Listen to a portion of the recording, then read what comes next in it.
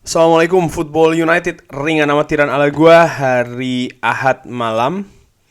Ini gua mau bikin preview pertandingan Champions League knockout leg kedua antara Manchester United menghadapi Atletico Madrid ya. Pertandingan yang menurut gua ini hari Selasa, by the way, hari Selasa jam 9 malam waktu Belanda, berarti di Indonesia jam 2 dini hari. Wah, ini waktunya sangat tidak bersahabat. Semoga hasilnya seperti yang diinginkan. Tapi preview dulu, ya ini menurut gue partai yang akan penting dan menentukan terutama untuk Manchester United musim ini. Di Liga Inggris, di Premier League, apa harapan untuk mendapatkan posisi 4 besar ini menurut gue, kembali lagi gue ulangi, hanya keajaiban dan keajaiban yang cukup besar yang bisa mengantarkan Manchester United finish di peringkat keempat. Dan kalau terus ada yang berpendapat, ya berarti satu-satunya jalan buat Manchester United supaya bisa tampil di Liga Champions musim depan, kalau seandainya asumsi di Premier League tidak bisa finish di peringkat keempat, maka harus jadi juara Liga Champions. Iya, menurut gue itu juga sangat sangat sangat sangat sulit ya, sangat sulit dan hampir tidak mungkin. Kenapa? Ya realistis saja melihat bagaimana kontestan yang lainnya yang masih berada di kompetisi ini sebelum nantinya akan ke 8 besar. Menurut gue tim-tim yang ada di knockout stage ini masih banyak menyisakan tim-tim besar, tim-tim yang punya kualitas secara individu maupun kolektif yang lebih bagus dari Manchester United, lebih rapi juga. Jadi peluangnya kecil, tapi bukan berarti tidak ada, karena tidak ada yang tidak mungkin di sepak bola, apalagi kalau sudah memasuki sistem turnamen seperti ini, segalanya masih bisa terjadi. Oke, mengenai pertandingan menghadapi Atletico Madrid di leg pertama, Manchester United berhasil menahan imbang 1-1 tuan rumah. Di pertandingan yang menurut gua Manchester United mengawali dengan tidak bagus. Manchester United tidak berjalan sistem ataupun juga strategi yang ingin diterapkan oleh Ralf Rangnick, sementara Atletico Madrid berhasil menguasai lini tengah ya, lini tengah lebih determinasinya lebih bagus, lebih agresif juga. Pressingnya sangat menyulitkan pemain-pemain tengah utamanya ya dari Manchester United untuk bisa membangun serangan, dan pemain Atletico Madrid juga lebih klinikal di babak pertama dengan menciptakan banyak peluang, dan gol yang tercipta pun juga menurut gua melalui skema yang cukup bagus, baik itu crossing dan juga finishing.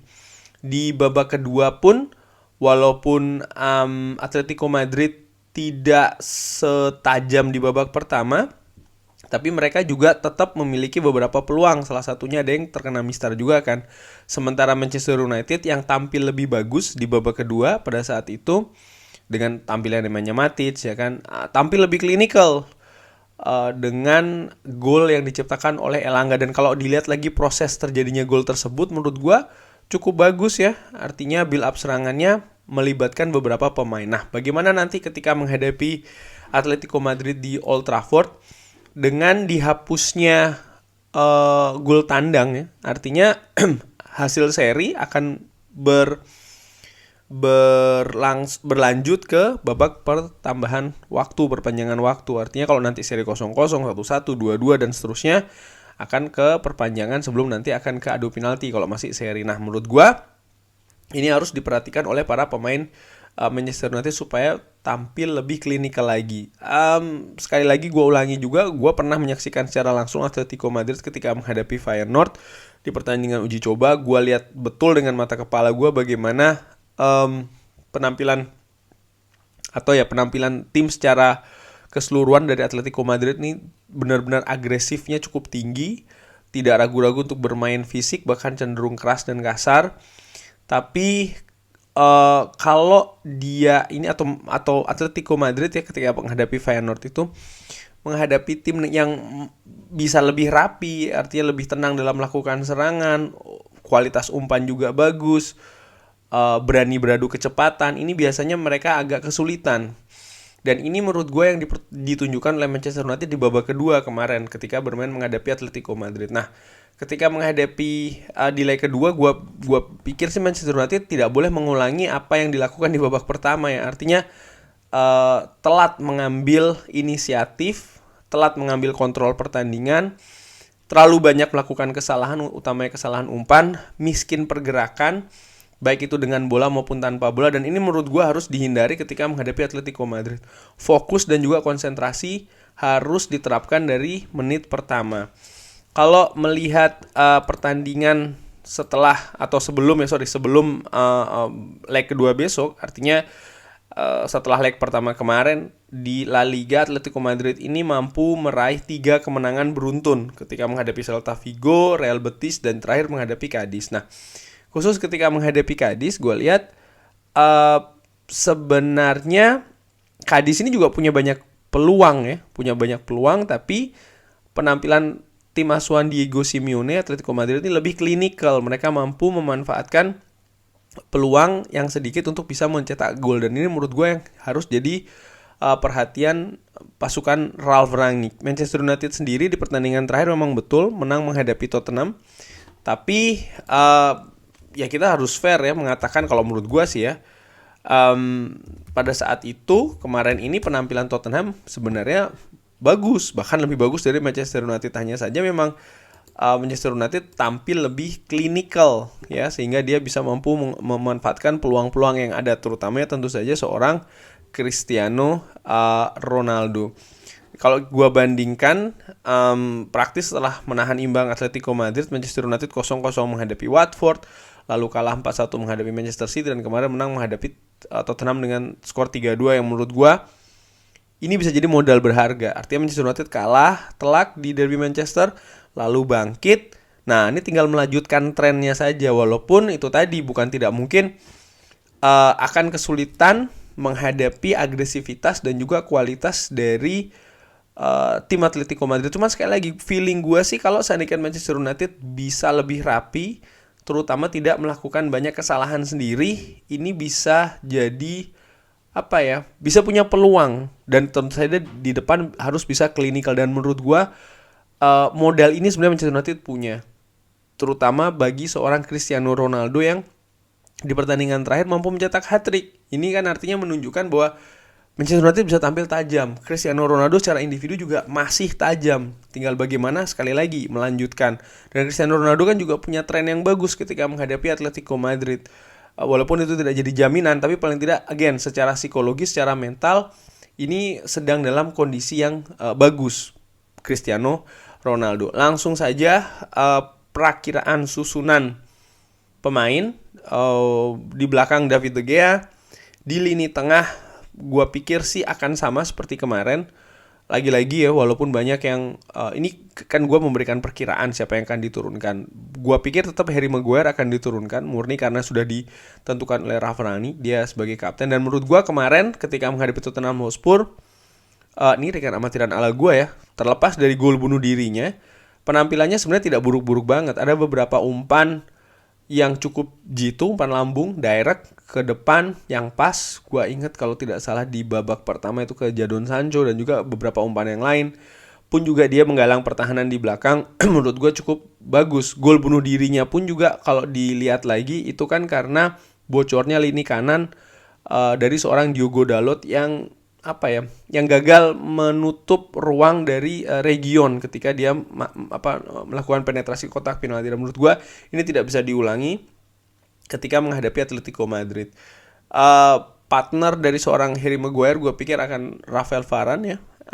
Rafael Varane juga tampil cukup bagus ketika menghadapi Tottenham Hotspur. Artinya duet dua ini cukup oke. Di sebelah kiri gue pikir sih kalau seandainya Luke Shaw bisa tampil. Enggak. Alex Telles. Gue lebih melihat Alex Telles di pertandingan menghadapi Tottenham.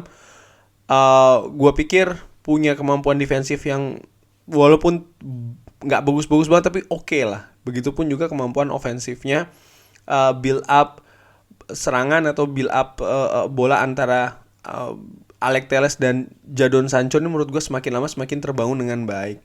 Di sebelah kanan, nah ini dia pertanyaannya, apakah akan mendapatkan seorang Diogo Dalot ataukah seorang Aaron Wan-Bissaka ketika menghadapi Atletico Madrid ya di pertemuan pertama Ralf Rangnick menampilkan Victor Lindelof di sana yang menurut gua tidak berhasil. Akhirnya ditarik digantikan oleh seorang Aaron Wan-Bissaka. Nah, melihat dari apa yang ditampilkan oleh Diogo Dalot dan juga Aaron Wan-Bissaka, lini kanan ini menurut gua sangat krusial, dan juga melihat apa yang terjadi di pertemuan pertama. Nah, dari 3 pemain, Victor Lindelof, Diogo Dalot dan juga Aaron Wan-Bissaka, gue berpikir gue masih lebih yakin ke seorang Diogo Dalot, walaupun sekali lagi kemampuan defensifnya nggak bagus-bagus banget. Ini sudah terlihat betul ketika menghadapi Tottenham Hotspur. Tapi melihat dari 2 pertandingan terakhir ketika Aaron Wan-Bissaka bermain, apalagi Victor Lindelof, menurut gue nggak banget ditempatkan di lini kanan. Jadi gue lebih memperkirakan Diogo Dalot yang akan tampil di lini kanan. Bagaimana dengan lini tengah? Paul Pogba di pertemuan pertama tidak cukup efektif penampilannya. Nilainya pun juga tidak cukup bagus, artinya kualitas umpan, pergerakan betul-betul ditempel ketat dan tidak bisa banyak melakukan pergerakan. Jadi menurut gua kalau seandainya kita punya pilihan, mungkin Paul Pogba bisa diistirahatkan dulu. Tapi melihat apa yang terjadi kemarin, gua nggak tahu apakah Bruno Fernandes sudah bisa dimainkan atau belum. Kalau seandainya belum, maka Paul Pogba gue perkirakan akan tampil seperti ketika menghadapi Tottenham Hotspur, artinya berada di belakang striker. Nah, sedangkan 2 gelandang pivot, kalau seandainya kita pakai formasi 4-2-3-1, gue sih berpikir Nemanja Matic dan juga Fred akan kembali ditempatkan di sana. Nemanja Matic menurut gue di penampilan terakhir ketika menghadapi Tottenham Hotspur bermain cukup oke, ya. Pun juga ketika menghadapi Atletico Madrid di putaran pertama juga terlihat bedanya ketika dia masuk. Artinya aliran bola lebih cair, pergerakan dia pun juga lebih cair. Manchester United bisa memegang kontrol di lini tengah ketika dia masuk nih dengan amatiran lagu, dan menurut gue tidak ada salahnya untuk dimasukkan kembali. Hanya saja keduanya ini ya, baik itu Fred maupun Nemanja Matic harus siap dengan duel-duel fisik di tengah. Sebenarnya kalau ada Scott McTominay yang bisa bermain, gue sih lebih memilih Fred diduetkan dengan Scott McTominay. Kenapa? Itu tadi murni Scott McTominay tampak lebih siap untuk menghadapi duel fisik di tengah. Dan kalau gue ngelihat di putaran pertama kemarin atau di leg pertama, Scott McTominay ini tidak dimainkan. Kalau gue salah tolong gue dikoreksi. Ya, tidak dimainkan. Jadi menurut gue kalau seandainya Scott McTominay sudah bisa dimainkan di tengah, jadi akan diduetkan dengan Fred dan di depannya Paul Pogba. Cuman kalau seandainya Bruno Fernandes sudah bisa dimainkan, gue pikir Bruno Fernandes bisa dimainkan daripada seorang Paul Pogba. Di sebelah kiri Jadon Sancho, tidak ada pilihan lain yang bagus ya menurut gue ya, Jadon Sancho. Sementara di kanan, nah ini dia nih, ada Marcus Rashford maupun juga Anthony Elanga. Gue lebih berpikir Marcus Rashford. Kenapa? Marcus Rashford atau Anthony Elanga. Ya, gue tadi bilang Marcus Rashford karena kita butuh seseorang atau pemain yang bisa dijadikan solusi ketika kita mengalami kebuntuan, atau mungkin kita ketinggalan dulu yang kita membutuhkan kartu as katakanlah dari bangku cadangan. Oleh karena itulah gue berpikir ya Marcus Rashford dimainkan duluan, nanti Elanga dimainkan selanjutnya. Tapi sekarang kita punya seorang Edison Cavani yang bisa juga dimainkan di sayap. Tapi melihat Edison Cavani cukup lama absen ya kan, baru kemarin kan ini dia melakukan pertandingan, dan itu pun juga nggak cukup, tidak impresif banget. Jadi menurut gue masih belum bisa diandalkan nih Edison Cavani. Oleh karena itulah di lini kanan gue masih memilih Marcus Rashford dengan itu tadi, kalau seandainya ada sesuatu Elanga bisa dimasukkan. Dan ujung tombak siapa lagi kalau bukan Cristiano Ronaldo yang sedang on fire melihat penampilan terakhir dari hat-tricknya menghadapi Tottenham Hotspur. Menurut gue kalau melihat dari perjalanan Atletico Madrid di ranah Inggris, utamanya di Champions League, mereka pernah menyingkirkan Liverpool di Anfield.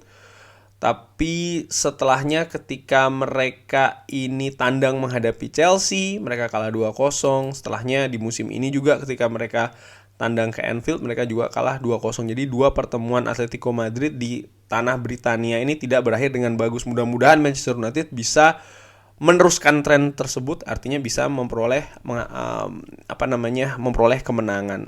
Syaratnya apa? Fokus, harus klinikal, berani fight, tampil dengan penuh semangat.